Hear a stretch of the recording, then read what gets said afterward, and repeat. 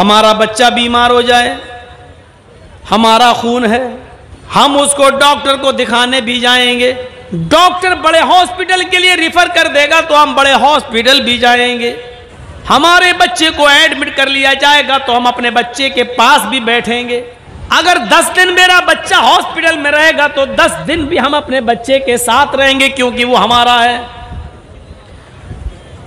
اب کوئی یہ کہے کہ جرجی صاحب اپنے بیٹے سے بڑی محبت کرتے ہیں تو اس کا یہ مطلب تو نہیں ہے کہ ہم دوسروں کے بیٹوں سے محبت نہیں کرتے۔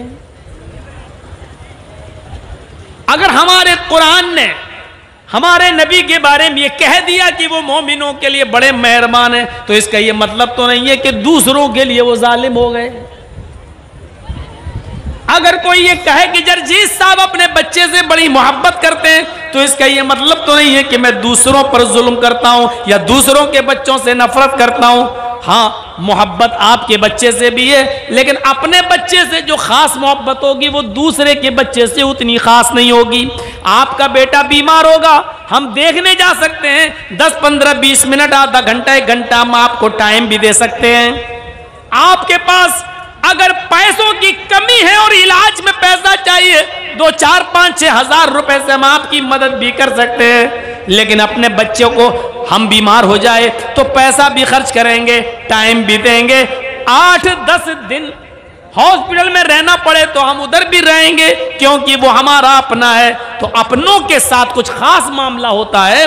تو یہاں اللہ نے جو کہا ہے کہ حریص علیکم بالمؤمنین رؤوف الرحیم، تو یہاں بے کو تخصیص کے معنی میں لیا جا سکتا ہے، یعنی وہ مومنوں کے ساتھ ان کی محبت، ان کی رحمت کچھ خاص ہے، کچھ خاص ہے۔ یعنی یہ نہیں کہا جا سکتا کہ دوسروں کے ساتھ محبت نہیں ہے، دوسروں سے کے اوپر بھی وہ رحم کرتے ہیں اور دوسروں کے لیے بھی رحمت بن کر آئے ہیں، لیکن اپنوں کے ساتھ ان کی رحمت خاص ہے، ہوتا ہے اور ہر جگہ دیکھا گیا ہے۔ اس بات کو کوئی برا نہیں مان سکتا اس بات میں، جو اپنوں سے اپنوں کے لیے جو تخصیص ہوگی ہماری وہ غیروں کے لیے نہیں ہو سکتی ہے، لیکن اس کا یہ مطلب نکالنا کہ ہم دوسروں کے اوپر ظالم ہیں تو یہ غلط ہوگا۔ اللہ کے نبی جناب محمد رسول اللہ صلی اللہ علیہ وسلم نے ہمیشہ یہ چاہا ہے کہ امت کے اوپر کبھی کوئی ایسی چیز مسلط نہ ہو جائے کہ میری امت اس کام کو کر نہ سکے اور پھر قیامت کے دن وہ جہنم کے اندر داخل کر دی جائے، اس لیے آپ بچتے تھے۔ اور اس کی بے شمار مثالیں ہیں۔ مسواک جو نبی اکرم کو بڑی محبوب تھی، ہر نماز سے پہلے آپ مسواک کیا کرتے تھے، یہاں تک کہ مسواک آپ کے کان میں لگی رہتی تھی، جیسے ہی بلال اذان دیتے تھے اللہ کے نبی وضو بنانے کے لیے چل دیتے تھے اور مسواک اپنے کان سے نکال کر اپنے دانتوں پہ رگڑنا شروع کر دیا کرتے تھے۔ مسواک کی اہمیت کا اندازہ بھی اس بات سے لگا سکتے ہیں کہ اللہ کے نبی صلی اللہ علیہ وسلم کی آواز جب بند ہو گئی، انتقال کا وقت قریب ہو گیا، آپ کی سانس رکنے والی ہے، آخری دن ہے، فجر اور ظہر کی نماز کا بیچ کا وقت تھا، فجر کی اور ظہر کی نماز کے درمیانی وقت میں اللہ کے نبی اللہ کو پیارے ہو گئے۔ اس سے پہلے جب آپ کی آواز بند ہو گئی اور زبان سے کوئی چیز بولنے کے قابل نہ رہے، اشارے سے کوئی بھی بات کہنا ہوتی تھی تو اشارے سے کہتے تھے۔ اسی بیچ میں حضرت عائشہ کے بھائی عبد الرحمن جب گھر میں تشریف لاتے ہیں، اللہ کے نبی صلی اللہ علیہ وسلم کو دیکھنے کے لیے آتے ہیں، تو حضرت عبد الرحمن ابو بکر کے بیٹے حضرت عائشہ کے بھائی مسواک کرتے ہوئے آئے تھے۔ نبی اکرم نے جب مسواک پر نظر ڈالی تو حضرت عائشہ کی ران پر ان کی گود میں سر رکھے ہوئے تھے اللہ کے نبی، تو آپ نے اشارہ کیا، عائشہ سے اشارہ کیا، یعنی یہ جو مسواک کر رہے ہیں یہ مجھے چاہیے، آخری وقت ہے۔ حضرت عائشہ نے الرحمن سے مسواک لے لی اور وہ مسواک اللہ کے نبی کو دے دی. نبی اکرم وہ مسواک کرنے لگے, لیکن آپ کو کچھ سخت محسوس ہوئی.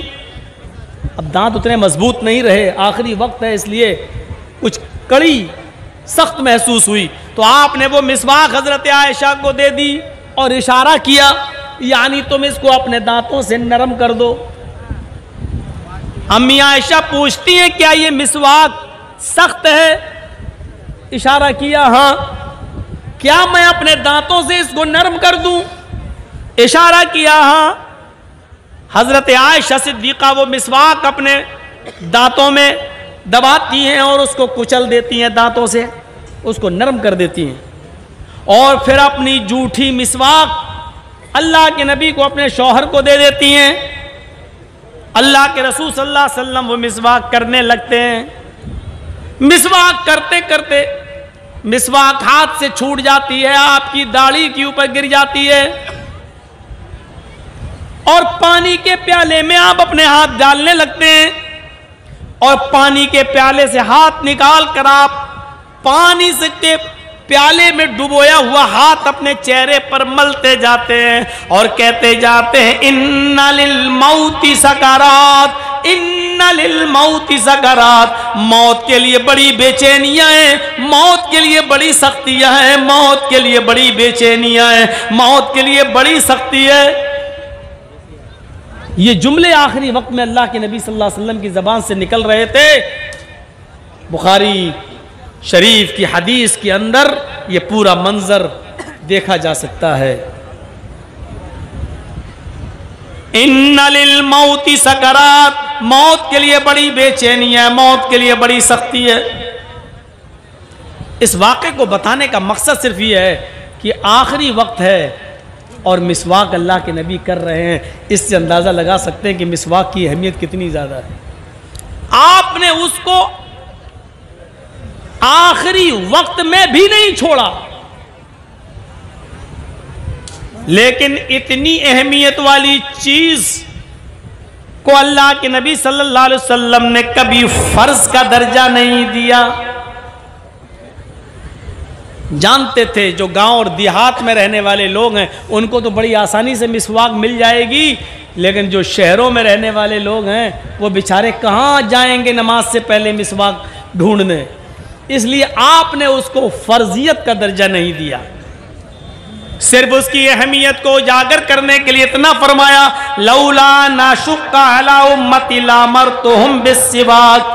اگر میری امت کے اوپر مشکل نہ ہوتا, اگر میری امت کے اوپر دشوار نہ ہوتا, اگر میری امت کے لیے یہ کام صعوبت بھرا نہ ہوتا, دشوار کن نہ ہوتا, پریشانی میں ڈالنے والا نہ ہوتا, لَأَمَرْتُهُمْ بِالسِّوَاكِ عِنْدَ كُلِّ صَلَاةٍ, تو میں اپنی امت کے اوپر ہر نماز سے پہلے مسواک کو فرض کر دیتا. میں حکم دیتا ہوں ان کو کہ ہر نماز سے پہلے مسواک کریں. نبی اکرم کا حکم فرضیت کا درجہ رکھتا ہے اگر میری امت پر دشوار نہیں ہوتا. دیکھیے رحمت رسول اللہ صلی اللہ علیہ وسلم کی, یہ رحمت نہیں تو اور کیا ہے. آپ کہہ رہے ہیں کہ اگر میری امت کے لیے یہ کام مشکل نہ ہوتا تو میں ان پر ہر نماز سے پہلے مسواک کرنے کو فرض قرار دے دیتا, لیکن میں اس لیے فرض نہیں کر رہا ہوں کیونکہ میری امت کے لیے کام مشکل ہے.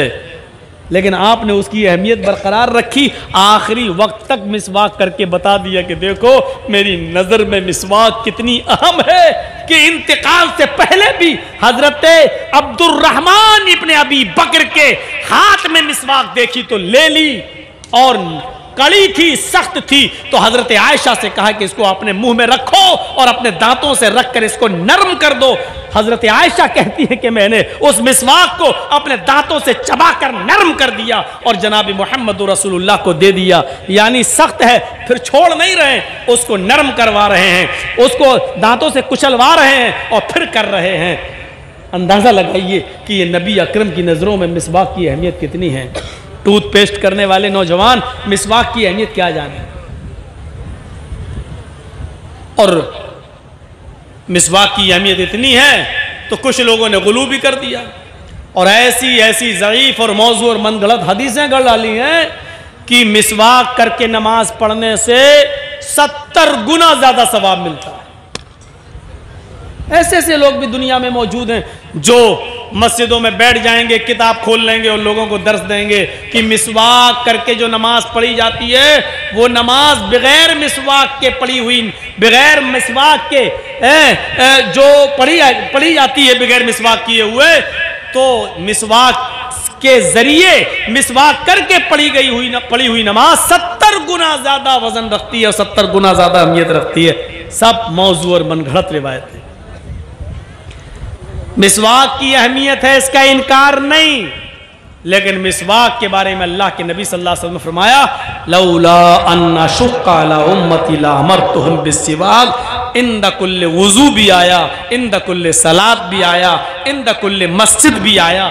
الگ الگ حدیثوں میں الگ الگ باتیں آئی ہیں۔ میں ہر وضو سے پہلے مسواک کو فرض کر دیتا، میری امت پر مشکل نہ ہوتا تو ہر نماز سے پہلے میں مسواک کو فرض کر دیتا، لیکن میں فرض نہیں کر رہا ہوں کیونکہ میری امت پر یہ کام مشکل ہے۔ یہ رحم ہے نبی اکرم کا، اگر فرض کر دیتے تو ذرا بتائیے کیا ہوتا۔ بغیر مسواک کیے ہوئے نماز نہیں ہوگی، فرض ہے نماز، فرض مسواک بھی فرض۔ اگر یہ کہہ دیتے اللہ کے رسول تو کیا ہوتا، آپ اندازہ لگا سکتے۔ یہ رحمت ہے نبی اکرم صلی اللہ علیہ وسلم کی۔ آئیے ذرا وہ بھی ایک منظر دیکھیں، اور خاص طور پر وہ نوجوان ابھی سے اپنا ذہن بنا لیں جو پوری رات کیرم بورڈ کھیلتے ہیں، وہ نوجوان بھی ذرا توجہ دیں جو پوری رات لائٹیں جلا کر پورے میدان میں اور کرکٹ میچ کھیلتے ہیں، یا انٹرنیشنل لیول پر ہونے والے میچ کو پوری رات جاگ کر ٹیلی ویژن پر یا موبائل پر میچ دیکھ کر پوری رات خراب کرتے ہیں، وہ لوگ بھی ذرا نظر ڈالیں۔ حضرت عائشہ صدیقہ فرماتی ہیں کہ 3 صحابیوں کا ایک وفد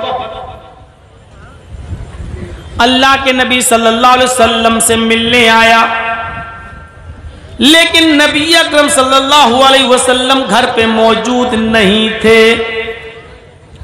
جاء 3 رہط، 3 صحابیوں پر مشتمل ایک جماعت نبی اکرم صلی اللہ علیہ وسلم کی بعض بیویوں سے ملاقات کرتی ہے۔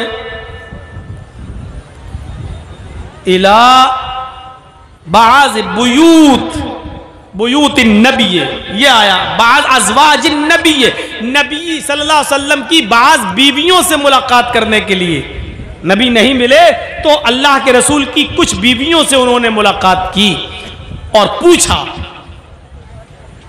اللہ کے رسول کتنی نماز پڑھتے ہیں، کتنے روزے رکھتے ہیں، کتنا سوتے ہیں، رات میں کتنا اٹھتے ہیں، پوری عبادت کا حال معلوم کرنے کے لیے نبی کی بعض بیویوں سے ملاقات کرتا ہے۔ 3 صحابیوں کا ایک وفد، اور بیویوں سے ملاقات کرنے کے بعد جب یہ وفد باہر آیا، یہ تینوں صحابہ باہر آئے تو کہنے لگے کہاں اللہ کے رسول اور کہاں ہم،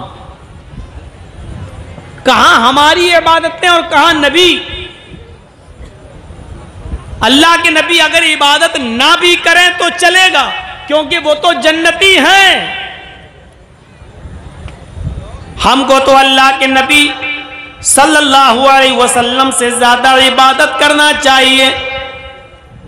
اللہ کے نبی صلی اللہ علیہ وسلم کی بیویوں نے نبی کی عبادت کرنے کا جو حال بتایا ہے وہ نبی کے لیے ٹھیک ہے، ہمیں نبی اکرم سے زیادہ کرنا ہے، کیونکہ نبی تو بخشے بخشائے ہیں، نبی تو جنتی ہیں، ہمیں جنت میں جانے والے اعمال کرنا ہے۔ ایسا ہے، ان تینوں میں سے ایک صحابی نے کیا کہا، نقشہ دیکھیے۔ ایک نے کہا ہم آج کے بعد رات بھر نماز پڑھیں گے اور کبھی سوئیں گے نہیں، ہر رات جاگیں گے اور پوری رات ہم اللہ کی عبادت میں لگے رہیں گے، ہم اللہ کی عبادت کریں گے